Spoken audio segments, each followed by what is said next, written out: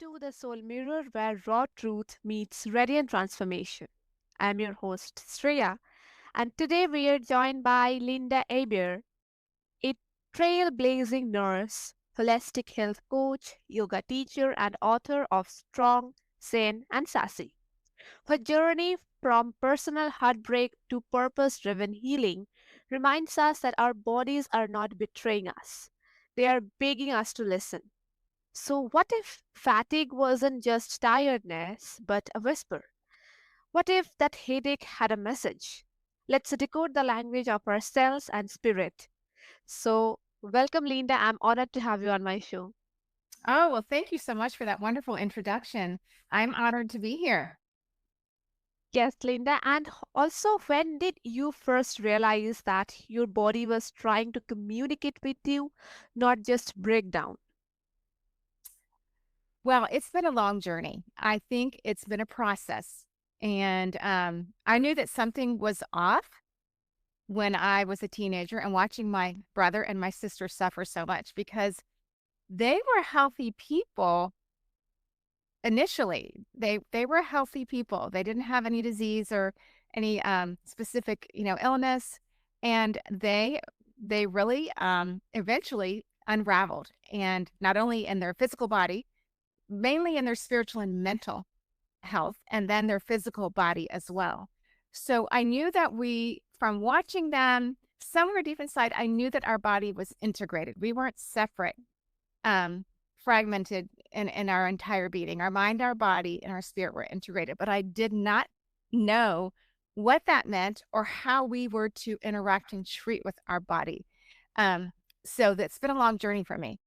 And I would say because it was something I was seeking and seeking, um, when you seek for the truth, I really believe that, when we are seeking for truth, God wants us to live in truth. And that's just a very core value of mine. And so the more that I was seeking to understand how our body works, how it's designed, and how we work with our body, then I began to understand, oh, we don't tell our body what to do. We listen to our body because it gives us wise messages. And I think as I just lived my life, my journey, which was a beautiful one, it was very hard watching my siblings suffer, but I learned a lot through that. And I think that opened my heart and my mind to want to understand more truth. And then I had children, beautiful experience raising my children. And I think over time, I wanted them to be healthy. I really wanted them to be healthy and well because I saw what happened when people are not healthy and well. And so I wanted even deeper wisdom and understanding how to help them. And so all of that just led me to a place of beginning to understand that true health starts deeply within us. And if we can understand how to listen to our body, and again, it's a process. So I learned it through pausing, slowing down. I learned it through moving my body and paying attention to what I was feeling, what I was thinking, and what my body's sensations were.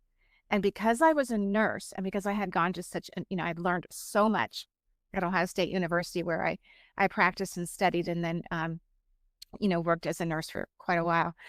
I understood the magnificence of the human body. It's the way that it's designed to work together, all of the all of the systems. It's our body is very alive and responsive, but we have to learn how it speaks to us and how it responds to us through our muscular system, through our central nervous system, through our gut, and through our respiratory system. And so I began to really begin to experience that myself. And I did started doing a little bit more deeper stretching, and breathing and deep breathing. And that really led me to a place where I could listen and understand what was going on inside of me. Because Shreya, I'm sure, um, I think you have, an understanding of this, that our mind and our body and our spirit are always working together. You really can't separate them. So when our body's speaking to us, it's telling us something about emotion or something else that maybe, something we've kind of suppressed, or something, some confusion within us. Yes, yes. That's so true, and thank you for sharing your story with us. And also, you speak about true foundational health. So, how does that differ from what most people consider wellness today? Well, that's a good question. And I just speak so much from a place of empathy for people because I've been there and I've also worked in hospital settings and medical settings for a long time. And I think we're trained to treat symptoms. And all we want to do is have the symptoms go away instead of get to the root cause and understand that this is not a problem in our body that we're experiencing. It could be a problem, but it's a message. And so most of the time, if we listen to the messages of our body, we can treat them through our own lifestyle habits, through our own choices. And we can begin to nourish and nurture and heal our own body through the help of our wise creator God. I believe he's the ultimate healer. He made our bodies to heal. And so I think that most people look for something outside of themselves, a medicine, um, or just, anything, a procedure, when really we're equipped with our own body and treating ourselves well to um, create good foundational true health and to live a life of wellness instead of trying to constantly get better from sickness. Yes, that's so true. And also, is the modern health system inadvertently keep people disconnected from their bodies? Are they doing it? What was the question? What was the word you used there? Yes, I mean, is, is the modern system like inadvertently keeping people disconnected from their body, like they're disconnected to their body, but they don't understand. Like the modern system is doing that, The but motivation, people are I not mean, the understanding. motivation behind that? Yes, Yeah. Well, I think a lot of people are starting to question that. Whereas in the past, there was a full trust in our modern American medical system. Or I think people are starting to understand that we really can't do that. First of all, we're individuals. And every individual is made differently and responds to different things different, when their body is responsive, it's different for each individual. So we can't have these just protocols that work for everyone. And I think the reason why the um the modern system it works that way or tries to do that, it's just so much more easier to come up with a plan and a system and deliver that. And so I do think that, you know, um, that's what's in place now. And so for that to continue, then that's what has to happen now. But I think it's changing, and I think people are thinking and starting to question, which is always a good thing when we get curious and question whether what works for me and what doesn't. And is this for my good? Is this for a greater good of someone else outside of me? And you can't really generalize. I don't believe that, but I do think that you have to be very careful with who you allow yourself to partner with in your health. You have to look for someone who has the same philosophy as you do and who really respects the individual. And I think our system tends to kind of be a rush through system where the way that it works is you're in, let me hear your symptoms, let's do some blood work, and then we'll find you the right medication or the right things, and then we might take some tests, and then we'll see you in 6 months. And I don't think that's the way that we can give or get quality health care. yes, that contrast is so powerful, I think, between managing that illness and actually cultivating wellness. It's really very powerful. And also, how do emotions and trauma manifest physically in your experience? Well, not only in my experience, but I do a lot of research. And in my own experience, I know for sure that repressed emotions are always trying find a way to be surfaced and processed and move on and dealt with, in a very good, powerful way because it releases so much tension and stress. You know, we get caught up in fight or flight when our body's under stress. And so we're going to be staying in that cortisol production, which is really causing a lot of inflammation in our bodies. So trauma, emotional related, um, unprocessed emotions, deep ones, we need to bring those to the surface, and it's the most freeing. It is so freeing, and I think people are afraid to do that, and they have no idea how to do that. And the science. So what I was going to tell you is the research now that I'm learning is it's backing it's proving that people who have had um unprocessed traumatic events, and that's not for anyone else to decide for that person. Only that person really knows, and hasn't been able to really process through them. The research shows that there are specific diseases that trigger that trauma really does trigger, like an autoimmune disease. I'm reading more and more that it's triggered from something traumatic, and so I think we just need to approach that aspect of health in a very compassionate and non-judgmental way. And we need people. We need connection. We need to be listened to, and we need to listen to others. And that's part of foundational health.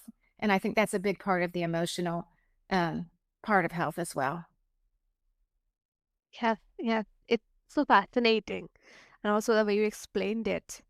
And you talk about cellular functioning. So, how can someone begin to align their lifestyle with supporting their cells? Well, that is a great, great question. And I will tell you the reason why you want to do that is because you're going to have lots of energy. So our cells is where our energy is produced. So we're either going to have good energy, so energy, or very low energy. And everyone, for the most part, can have really good energy if they're treating their cells, if they're feeding their cells well.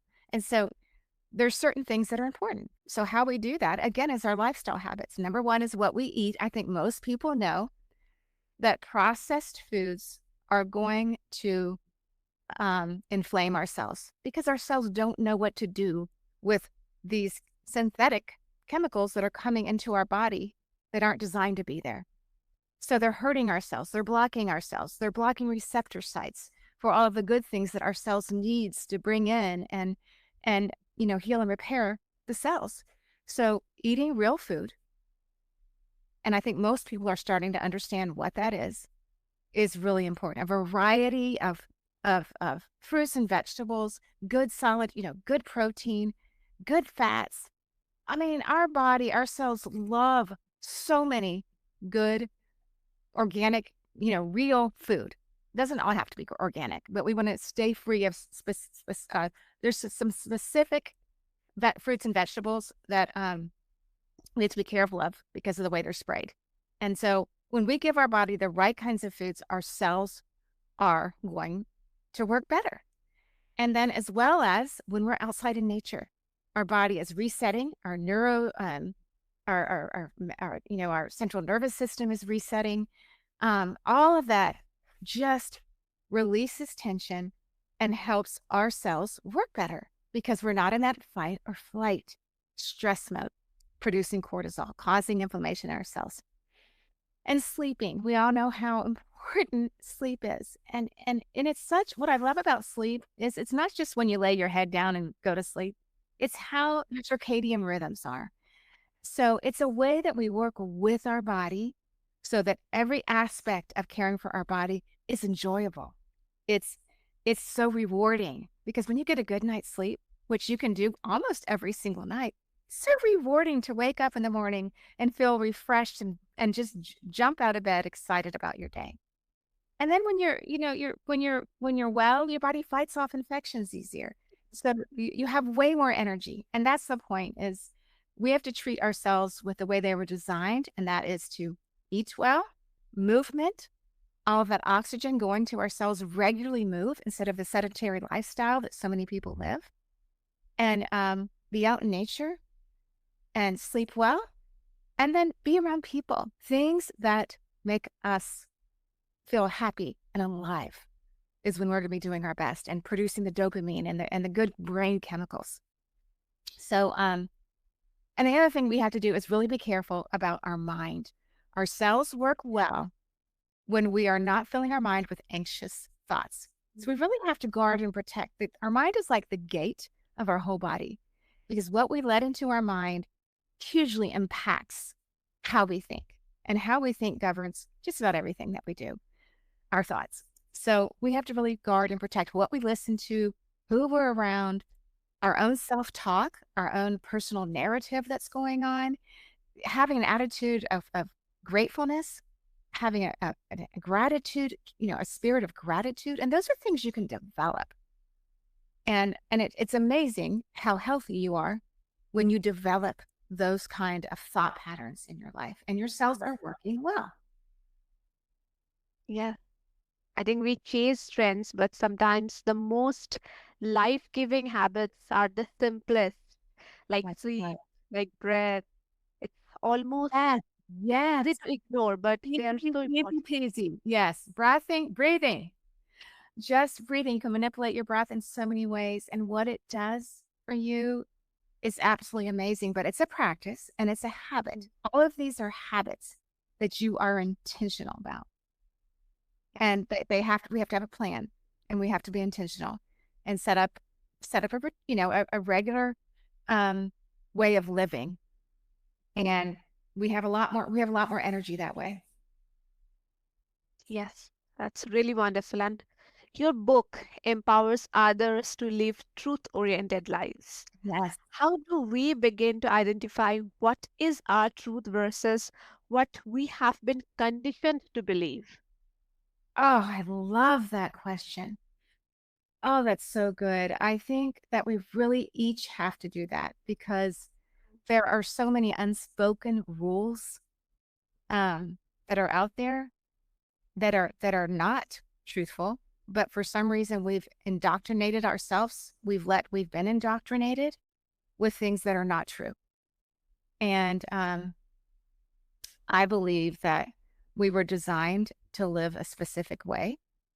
And I think that um, we we have to take time to pause and reflect about what we truly believe. And because we've had layers of doing things that we felt like we should do, and maybe especially in women, we tend to people please because we want to be liked, we want to be loved, and we want others to feel that we're always for them and we love them. And so we're afraid sometimes to be living in that honest place with ourselves and maybe with others. I believe that the truth sets us free. Yeah. And I believe that we were created in truth and for truth. And when we can get to those places deep within that we know are what we truly believe and we're not just on autopilot in our life, um, we're going to be our healthiest self. And for some people, that's really hard because we're afraid to take off the layers and maybe even some of the mask because it's our safety net. And our brain wants us to do what's familiar. We're wired that way. Our brain likes familiarity. And as soon as we start to change it up, it feels uncomfortable. So in order to get to that place of truth, we have to get out of our comfort zone and slowly change because that's the way it works. We can't change overnight, but some people can, but most of the time it's a step by step, day by day, small changes, and they lead to massive results. As I've seen it in so many people that I've worked with, and it works. It's so beautiful. And this is a wonderful conversation with you. I mean, thank you for sharing all your knowledge, all your experiences, all your stories with us. And Thank you. if after this my listeners want to connect with you, I'm sure they will want to. So what's the best way for that? Okay, so I have a website where you can find out everything about me. Um, and it's at Lynda, my name, LYNDA, HEBERT, the number one.com. That's my website. You can see what I do. My book is on there. You can read the first chapter, tells you where you can order it. And then I also talk about my health and wellness practice and coaching that I do. I love working with women um, and understanding their needs, their desires, and helping them develop, parts of themselves maybe that they haven't really developed. Because when we're being fully who we are, who God created us to be, that's when we're going to be living in our best health. So that is my absolute passion, is helping women become the best version of who they were created to be. So I love doing discovery calls with women and just getting to know them. And I would love to do that. So that's all on my website. And then I'm on Instagram at Lynda, LYNDA _ and then my last name, HEBERT _ Yes, and I will make sure to attach all the details and links below so that the listeners can find them easily and get in touch with you and listen more from you because you are a wonderful person. And the way you explain everything is so beautiful. Oh, And thank to all you. my listeners, yes, and to all my listeners, if your body could speak, what would it say?